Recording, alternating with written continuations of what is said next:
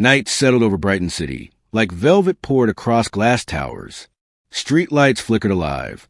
Cars hummed past in steady streams. The river reflected the city, like a mirror, holding secrets. Scarlett walked beside Caleb along the quiet waterfront path outside the bistro. The cool evening breeze lifted strands of her hair. The city lights sparkled against the water, like distant stars fallen into motion. Caleb didn't rush her. He didn't reach for her. He simply walked. There was power in that. Respect without restraint.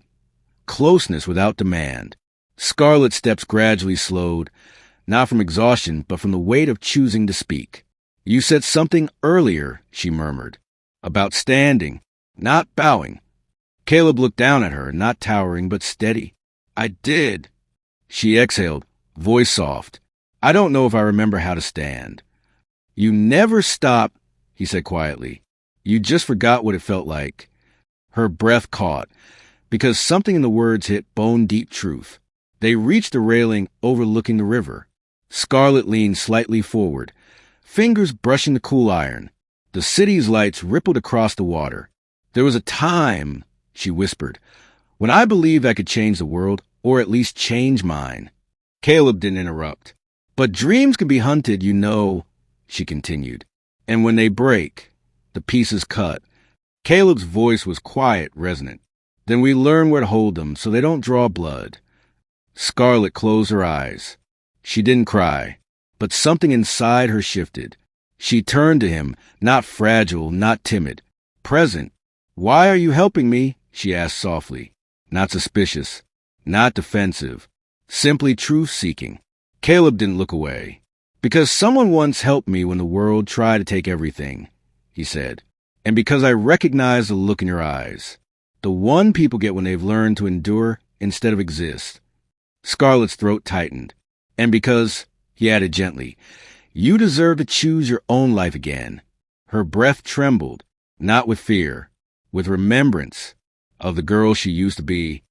Meanwhile, Third Diamond Hotel penthouse. Liam sat cross-legged on the couch, coloring book open, Boris nearby reading a newspaper. The television played softly in the background. The penthouse intercom chimed. Boris rose to check the lobby feed. The moment he saw who stood downstairs, his entire posture changed. He straightened. He exhaled once, slow. He set the newspaper aside carefully. "Liam," he said, voice calm but firm. "Stay here." Liam looked up. "Is it him?" Boris didn't answer, which was answer enough. In the lobby, Luca Barnes stood at the reception desk, wearing a perfectly tailored gray coat, scarf draped more for elegance than warmth. He held a single white lily. White lilies, the flower placed on graves, symbol of remembrance, symbol of ownership over memory. The receptionist glanced nervously toward Boris as he arrived. "Mr. Barnes," Boris said evenly, "the Wrights are not receiving visitors." Luca smiled. It was beautiful in the way storms are beautiful, impressive, devastating, impossible to ignore. "Oh, Boris," he murmured, "we both know there are no doors closed to me." His eyes glinted, especially when someone I care about is involved. Boris did not blink. "You lost the right to use that word." Luca stepped closer, close enough for Boris to see that beneath the elegance, something dangerous watched every movement.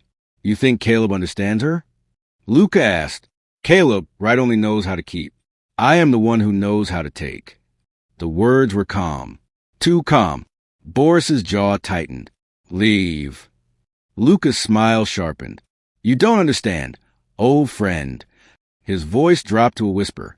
She was mine before she ever learned how to breathe, without asking permission. Boris felt a chill crawl across his spine, but his face did not show it. "Not anymore," he said. Luca stepped back, not defeated, but choosing.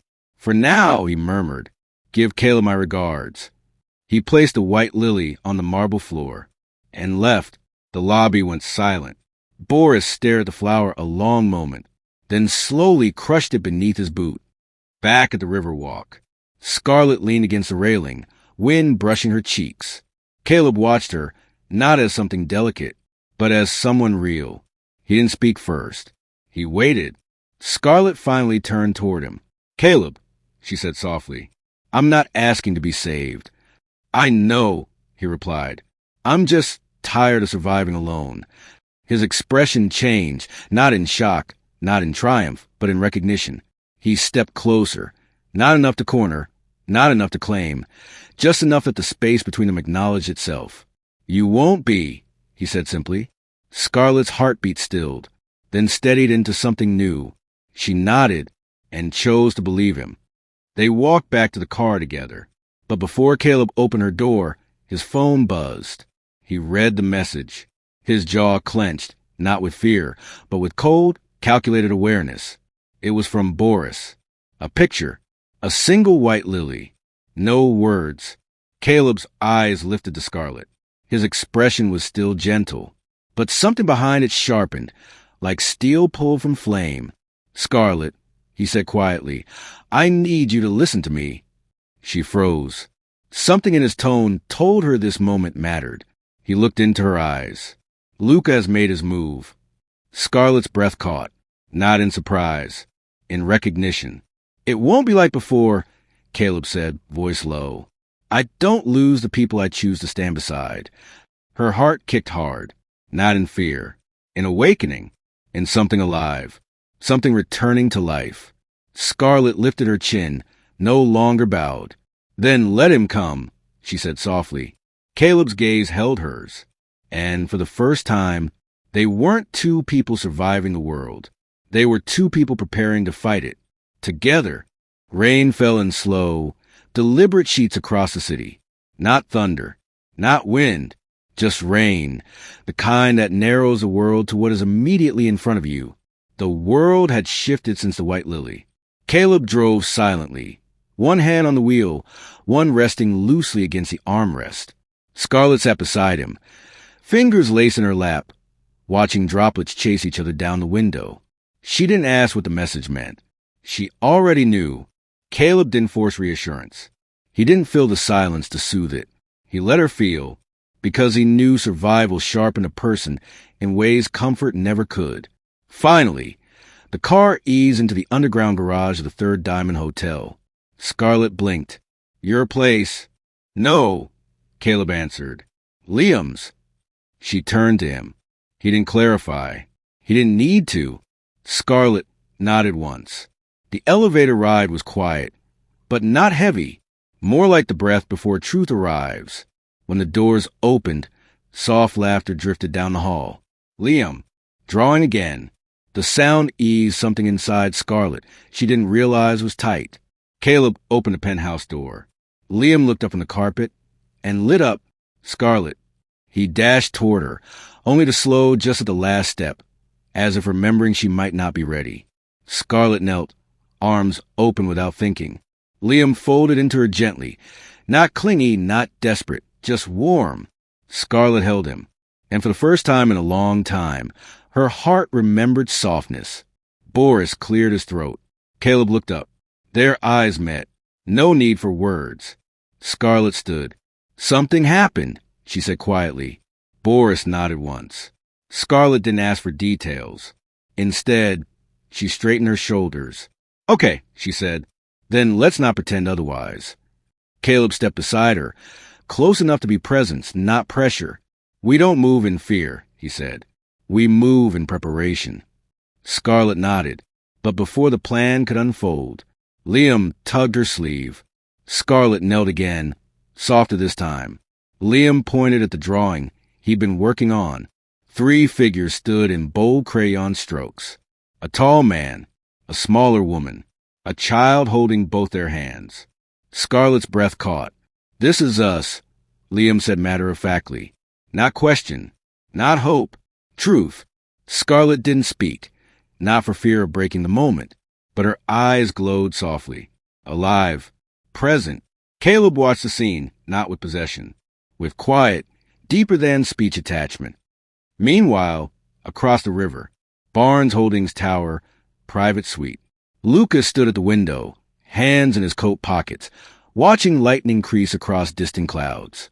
Courtney poured wine behind him, her movement sharp, irritated. You sent the flower? She asked. Luca didn't turn. Yes. Courtney scoffed. You're provoking a war with the rights because of her? Scarlet has no power, no money, no name left. What could she possibly offer you now? Luca smiled slowly. Something you've never understood. Courtney's jaw tightened. What? Luca finally turned. His eyes were calm, deadly calm. She owes me. Courtney blinked. For what? You took everything from her. Yes, Luca answered softly. Which means everything she becomes was built with the pieces I broke. Courtney stared at him. This was not love. This was ownership. A belief that destruction granted entitlement. You're insane, she whispered. No, Luca corrected. I am inevitable. Back at the penthouse. Scarlet sat on the couch, Liam tucked beside her, coloring again. Caleb stood near the window with Boris. He's testing boundaries, Boris said. He wants to see how far you're willing to go. Caleb's voice was steady. Then we show him. Scarlet overheard. She looked up. No, she said. Both men turned. Scarlet rose slowly, gently setting Liam's coloring book aside. She walked to them, not fragile, not hesitant, composed. I know Luca, she said.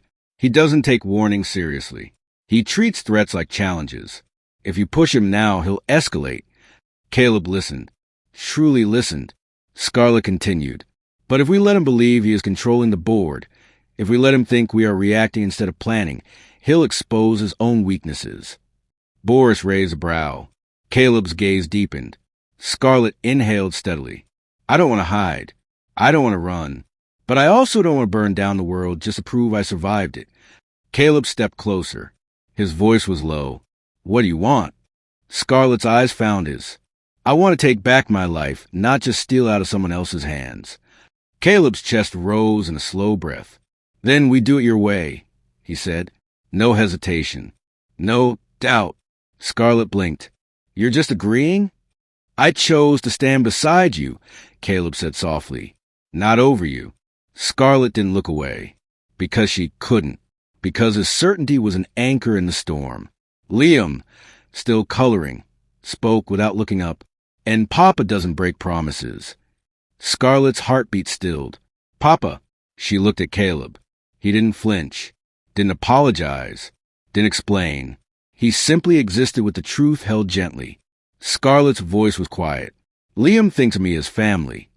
Caleb's reply was even softer. He's right. Her breath shivered. Not from fear. From belonging. But belonging invites danger. Scarlet's phone buzzed. She froze. Caleb saw. Answer, he said gently. She did. The voice on the other end was velvet-wrapped steel. Scarlet. Luca. Her chest tightened, but her voice didn't break. What do you want? Luca smiled through the silence. She could hear it. Just to say hello, he murmured. It's strange not hearing your voice every day. Scarlet swallowed. Her hand did not shake. You lost that privilege. Luca's tone sharpened. Just slightly. I never lose what belongs to me. Scarlet's pulse hammered, but her words came like iron. I was never yours. Silence. Then, softly, dangerously, we'll see. The call ended. Scarlet exhaled. Caleb stepped close enough for his presence to steady the air. You didn't flinch, he said quietly. Scarlet looked up. I'm done flinching. Caleb's eyes softened. Pride, respect, something deeper. Then, thunder rolled in the distance. Not weather. Metaphor. A storm was coming. But Scarlet was no longer the woman standing in the rain with her head bowed. She was the one lifting her face to the sky. Ready.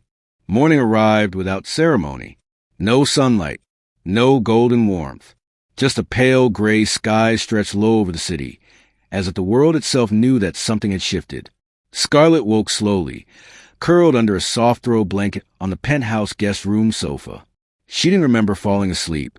She remembered only voices low in the next room.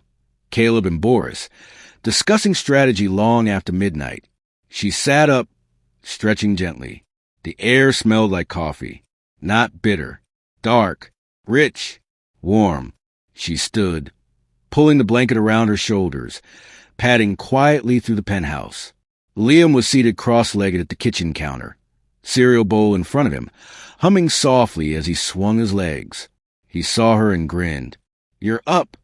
Scarlett smiled back, natural, unforced. "Yes. Good morning." Liam pushed the cereal box toward her. "You can have some. I didn't spill it today."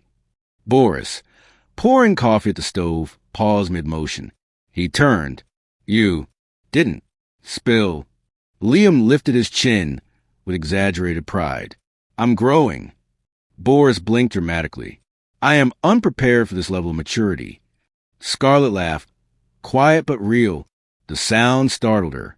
It had been a long time, a very long time. Caleb stepped into the kitchen at that moment, sleeves rolled, hair still damp from the shower. He didn't say anything. He didn't need to. His presence always spoke first. Scarlett's hands warmed around the mug Boris handed her. Caleb leaned against the counter, arms crossed lightly. "We have time this morning," he said. "No rush. No alarms." Scarlett nodded, savoring the words like something fragile. "Where's your phone?" Caleb asked, though his tone was careful, not invasive. She lifted it from the pocket of the blanket. He reached out, slowly. She didn't pull away. Caleb turned it over in his hand. No messages. No calls. No threats. Scarlett exhaled. "He's waiting," she murmured. "Yes," Caleb replied. "He wants you to react." Scarlett nodded, understanding deep, instinctual. "Then we won't." Caleb's gaze brushed hers. Quiet agreement. Later, downtown Brighton, herbal twist. Scarlett walked through the cafe doors with calm steps. No rush. No fear. No shame. Branson froze mid-order. Scarlett didn't look at him. She tied her apron, washed her hands, took her station. The other employees watched in the corners of their eyes, but not with judgment. Curiosity shifted energy. Something had changed. Branson approached eventually, hesitant. "Scarlett, about yesterday." She didn't let him finish. "Mr. Wright already addressed it," she said, voice professional. "No need to revisit." Branson swallowed and stepped back, not because of fear, because she had spoken with a spine. The restaurant was different that morning, though no furniture had moved. Scarlett moved differently. Not small, not apologizing for space she occupied. She walked like a person who remembered she was real. Meanwhile, across the city, Barnes Holdings, executive office suite. Luca sat at his desk, phone set aside, eyes distant. Courtney entered without knocking, hair immaculate, lipstick sharp. "You're really going to play this slow?" she asked. Luca didn't look up. "I don't play. I win." Courtney folded her arms. "Scarlett isn't the naive girl you use to dictate anymore. A beat." Luca tilted his head slightly, eyes turning toward her, still calm, still unreadable. "That," he murmured, "is why this will be interesting." Courtney exhaled sharply, irritation rising. "This isn't romance. It's obsession." "No," Luca said softly. "It's correction." Back at Herbal Twist. Scarlett's shift moved steadily through the morning rush. Then, just before noon, the door chimed. Scarlett didn't turn. Not at first, but every instinct in her body knew. She looked. Luca, tall, polished, coat dark against the rain-soaked world outside. Eyes steady, smile soft, a softness that never warmed. He stood 5 steps into the cafe, not advancing, not demanding, just watching her. Scarlett's pulse did not quicken. Her breath did not break. Caleb had been right. Strength was not always loud. She walked to his table after he sat. No tremor. Not one. "What do you want, Luca?" she asked. Not cold. Not afraid. Clear. Luca rested his hands on the table. Long, elegant fingers, perfectly still. "To talk," he replied. "No," Scarlett said. "Talking is what you do when you haven't already decided what comes next. You know what you want. Say it." Luca's eyes warmed in something like admiration. "You've grown spine," he murmured. Scarlett didn't blink. "I stopped giving you mine." Luca leaned back, studying her. "You're staying with Caleb, right?" A statement. Scarlett didn't deny it. "Are you under the impression that matters to you?" she asked. He smiled. "Not nice, not kind, but not cruel. Something worse. Something knowing." "I understand Caleb," Luca said. "He protects. He builds walls. He holds what is close. But he does not know what you carry. I do. I know every piece you hide from him." Scarlett stayed still. "Then you should remember," she said evenly. "I've learned how to lock doors." Luca's expression didn't change, but his voice lowered. "You cannot lock a door that I built." There it was, the threat, soft, precise, dressed as truth. Scarlett didn't step back. She leaned forward, voice quiet enough that only he could hear. "Watch me." Luca's breath paused, only for a heartbeat. Then he smiled again, calm, patient, dangerous. "Then the real game begins." He stood. He walked out. He didn't look back. He didn't need to. Scarlett didn't collapse. She didn't even sit. She went back to work. People whispered, but they whispered about her strength, not her fear. That evening, penthouse. Caleb listened to her recount the encounter without interruption. When she finished, he didn't ask why she didn't call him. He didn't doubt her. He only asked, "How do you want to answer?" Scarlett looked at him, really looked, and said, "We move quietly. He expects storm. We give silence." Caleb nodded once. "Simple, certain. You lead," he said. Scarlett's breath stilled in her chest. No one had ever said that to her before. Not as flattery, not as permission. As fact, she swallowed. Then, "Tomorrow," she said, "I visit my father." The room went still. Boris looked up slowly. Caleb's jaw tightened, not in refusal, but preparation. Liam glanced between them, unsure but sensing the shift. Scarlett's voice did not waver. "It's time," she said. Caleb stepped closer. "Then we go together." Scarlett shook her head gently. "No, I go alone." Caleb searched her eyes, not to veto, not to protect her from the decision, to understand it. And he did. He nodded. Liam reached for her hand. Scarlett squeezed it. Her heart was steady. Not calm, steady. The storm was not approaching. She was walking into it. By choice. Morning returned to Brighton City with a quiet, pale sky. One of those days where clouds did not move, where the world held its breath as if anticipating something inevitable. Scarlett stood before the penthouse mirror, tying her hair into a neat, low knot. No makeup, no jewelry, no armor, only herself. She did want to walk into the Barnes estate, looking like she was trying to prove anything. She only wanted to walk in as Scarlett Barnes, daughter of Philip and Cindy Barnes, whether they remembered that or not. Caleb stood near the doorway. He did not speak. He did not offer advice. He only watched her with a silent, steady presence that did not press. She appreciated that more than words. Liam sat on the couch, hugging a stuffed bear Boris had gotten him from a vending machine downstairs. He looked up, eyes soft and concerned in a way beyond his age. "Are you coming back?" he asked. The question felt heavier than it should have. Scarlett crouched down and touched his cheek. "Yes," she said. "I always come back." Liam nodded, as if sealing a pact. Boris appeared by the door, jacket on, earpiece in. "Car is ready." Scarlett opened her mouth. Caleb stepped forward first. "No security," he said softly. "Not today." Scarlett didn't thank him. She didn't need to. He understood her. She walked out alone. The Barnes estate was a world that pretended to be welcoming. The gates opened with the same silent glide they had when she was 16, and still believed coming home meant something.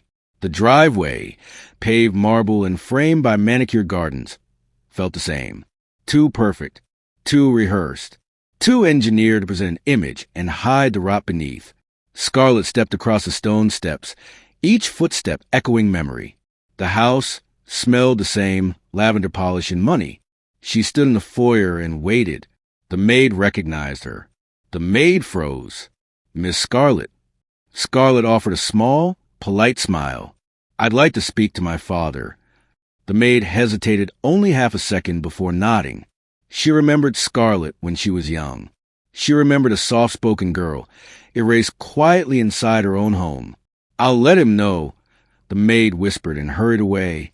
Scarlett stood, hands folded, breathing steady. She heard voices beyond the hall. Footsteps. Then Philip Barnes appeared, older now, hair grayer, shoulders slightly heavier, not from age, but from years of carrying the wrong things. His gaze collided with hers. It was not love, not hate, just a quiet, tired recognition. Scarlett. Father. They stood 5 steps apart. The house around them held still, like walls listening. He exhaled slowly, looking her over, as though evaluating damage or dignity. "You've lost weight," he said. Scarlett didn't smile. "I work." A flicker, almost guilt, crossed his expression, but it passed quickly, swallowed by habit. "Scarlett, you shouldn't have come." There it was. Not "how are you?" Not "I'm glad you're alive." Not "I've missed you." Just that. Scarlett didn't flinch. "I came to tell you," she said, voice quiet but unshaken, "that I am not hiding anymore." Philip's jaw tightened. Not from anger, from memory. "You think I don't know what Luca did?" Scarlett asked. He didn't answer, which was answer enough. "You let him do it," Scarlett continued, not loud, not accusing, just truth. "You let him ruin my career.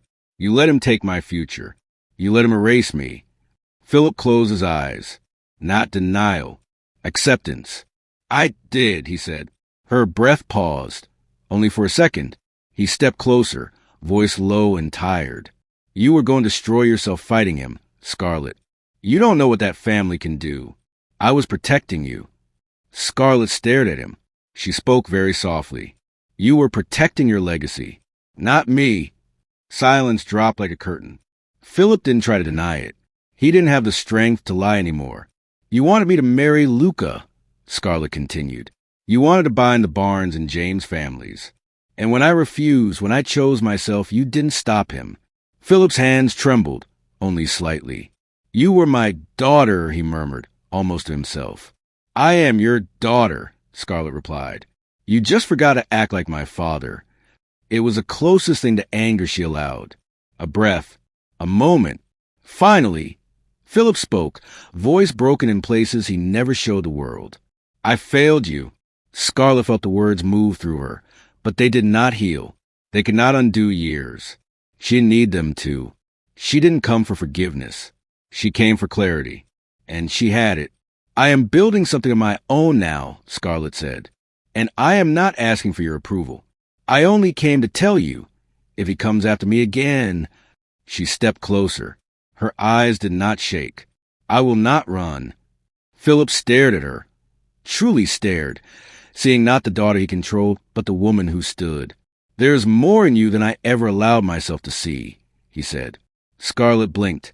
For the first time in years, she saw her father, not the empire, not the strategist, not the cold negotiator, just a man who was too afraid to love anything he might lose. He tried to speak again, but Scarlett stepped back.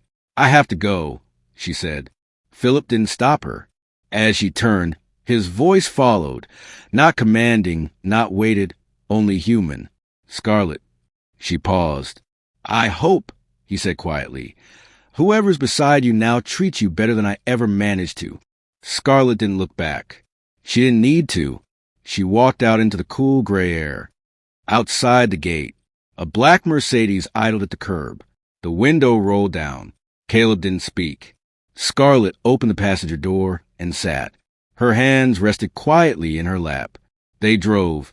The silence was not heavy. It was shared. It was understanding. It was something like peace. Finally, Scarlett exhaled. "He didn't fight me." Caleb nodded once. "He knows he already lost." Scarlett turned her head, slowly, meeting his eyes. And in that moment, the world outside the car, the estate, the past, the hurt, felt very far away. "You didn't ask what I said to him," she murmured. "I don't need to," Caleb replied. "I trust you." The word slid into her chest. Warm, unavoidable, real. Scarlett didn't cry. She didn't need to. She simply leaned back and breathed. For the first time in years, she felt free. But freedom is not safety. Elsewhere in the city, Luca stood in his office, staring at a wall of glass and skyline. His assistant entered quietly. "Sir, we have a situation." Luca did not turn. "Scarlett visited her father today." Silence. Then a slow, thin smile curved across his mouth. "Good," Luca murmured. His reflection in the glass looked almost gentle. "Almost. Now," he said softly, "she remembers the board she is playing on." His eyes sharpened. The game was no longer about heartbreak. It was about power. And Scarlett had just placed her first move.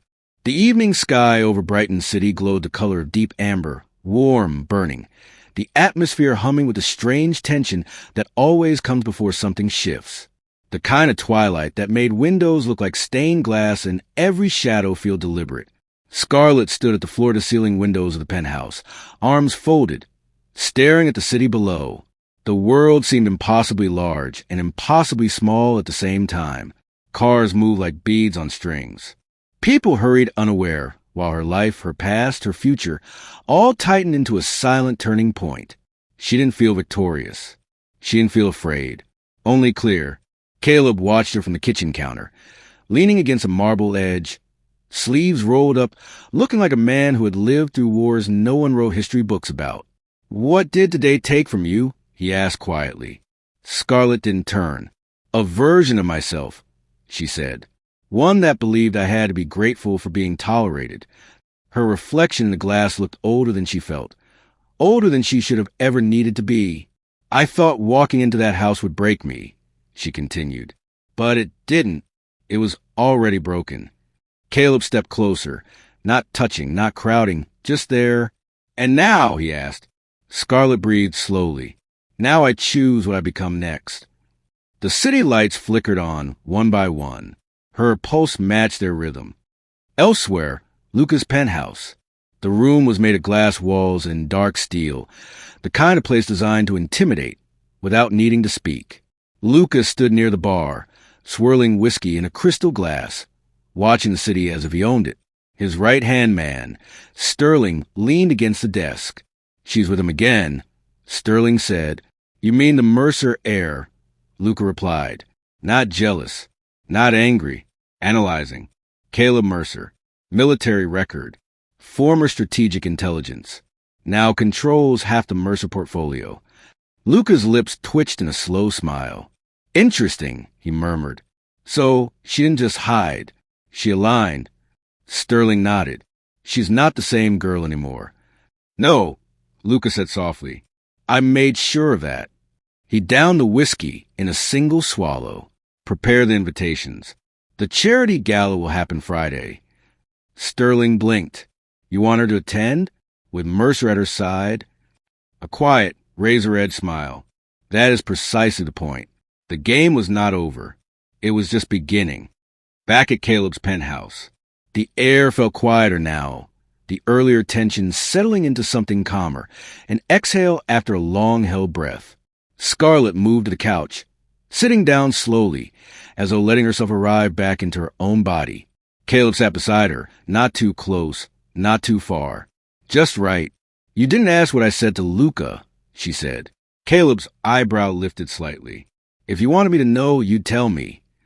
Scarlett studied him. So few men understood silence as strength. "I told him I would walk away," she said, "that I was done with him." "And he didn't believe you," Caleb replied. Scarlett nodded. "He told me I would never love anyone the way I loved him." Caleb was still, completely still. "What did you say?" he asked. Scarlett looked at her hands. "I told him I hope that's true, because I don't ever want to love someone like that again." The words unfolded like a wound being cleaned, raw but necessary. Caleb's jaw shifted, but no pity showed, only recognition. "I know that kind of love," he said after a moment, "the kind that feels like drowning and worship at the same time." Scarlett's breath caught. "Yes, exactly that." She turned toward him, slowly. "When did it end for you?" she asked. Caleb leaned back, gaze turning somewhere distant. "It didn't," he said simply. "I just learned how to live after it." Scarlet didn't speak. She let the truth settle. Some pain does not disappear. It reshapes. Their silence was not empty now. It was understanding. A knock broke through the quiet. Not frantic, not hesitant, just a knock that expected to be answered. Boris stepped in. Someone's asking to see you. Says his name is Daniel. A voice finished behind him. Scarlet's head snapped up. The man who entered was in his 30s, clean-shaven, sharp-eyed, wearing a worn leather jacket. He held himself like someone used to stepping into rooms where he did not belong, but knowing he had a right anyway. Scarlet stood slowly. Daniel, her brother, the one who left years before she did, the one who refused to bow to their father, the one who never came back. He looked at her, really looked. "You're still here," he said quietly. Scarlet's voice trembled. "Just once. And you came back." Daniel exhaled, a sound that carried years of mistakes and apologies that didn't need to be said. Scarlet moved first. She walked into him, arms wrapping around his shoulders, and he held her with both arms, tight, desperate, relieved, not gentle. The kind of embrace that says, "I thought I lost you."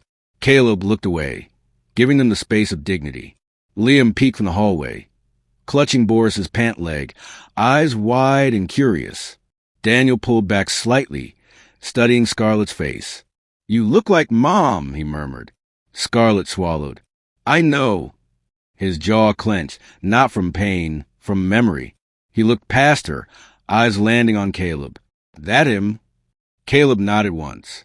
No challenge, no retreat. Daniel nodded back in approval. Not because Caleb had power, not because he was wealthy, but because of the way Scarlet was sitting near him. Soft, unafraid, not alone. That was enough. Daniel turned back to Scarlet. "Luca made a move on the West Side contract today," he said. "He's trying to shut down anything with your name attached to it. You're going to need leverage." Scarlet sat down slowly, absorbing the shift in the air. This wasn't just emotional anymore. This was strategy, power, a game she had once been a piece in and was now beginning to control. Caleb leaned forward, voice calm, precise. "Then it's time we stop reacting," he said, "and start playing." Scarlet looked at them both, her past and her present, sitting beside her. She no longer felt cornered. She no longer felt hunted. She no longer felt like a girl trying to escape. For the first time, she felt like a woman preparing to conquer. Scarlet straightened her shoulders. "Tell me the plan."